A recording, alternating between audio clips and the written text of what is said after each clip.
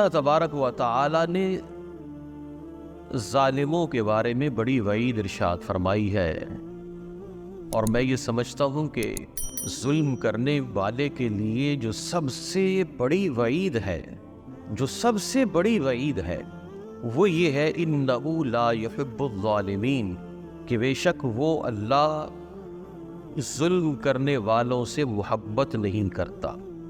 کوئی جہنم کی بات ہو، کوئی عذاب کی بات ہو، وہ اتنی بڑی وعید نہیں ہے جتنی یہ بڑی وعید ہے کہ سارے عذاب جمع ہو جائیں تو وہ اس ایک بات کے مقابلے میں بھی کم ہے۔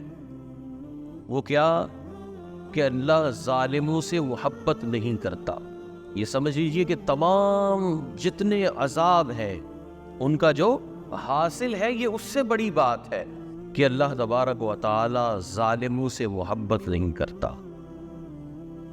اور دوسری طرف جتنی بھی نیکیاں ہیں،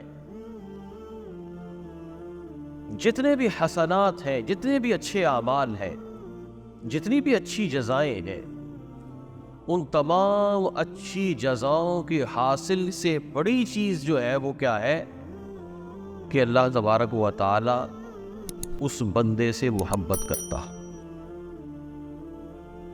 تو یہ ایک ظلم ایسا وصف ہے، ایسی یہ سمجھ لیجئے کہ یہ نحوست ہے کہ اللہ تبارک و تعالی کی محبت سے انسان کو محروم کر دیتا ہے۔ ظلم کی سب سے بڑی سزا یہ ہے کہ اللہ تبارک و تعالی کے محبوبین کی فہرست سے بندے کو خارج کر دیتا ہے۔ دیگر ساری وعیدیں ایک طرف اور یہ ایک وعید ایک طرف کہ اللہ تبارک و تعالی ظالم سے محبت نہیں کرتا۔ اور ظالم کون ہے؟ جو شے کو اصل مقام سے ہٹا دے، جو چیز کو اس کے اصل مقام سے ہٹا دے۔ اب ظلم کی اس ڈیفینیشن کے تحت اگر ہم دیکھتے ہیں، جیسے کل الیکشن ہوا، ہم ووٹ کو ایک شہادت کہتے ہیں کہ یہ گواہی ہے کسی کے امانت دار ہونے کی، دیانت دار ہونے کی، انصاف پسند ہونے کی، اصول پسند ہونے کی۔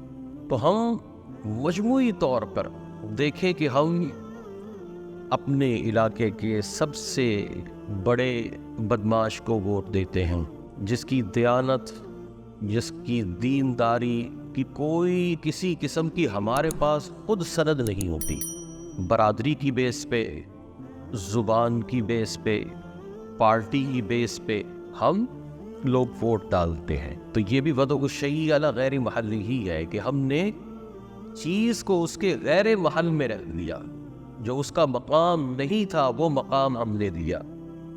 تو ہم نے کیا کیا؟ ظلم کیا۔ اور ظالموں پر اللہ تبارک و تعالیٰ کی کبھی بھی رحمت نہیں ہوتی۔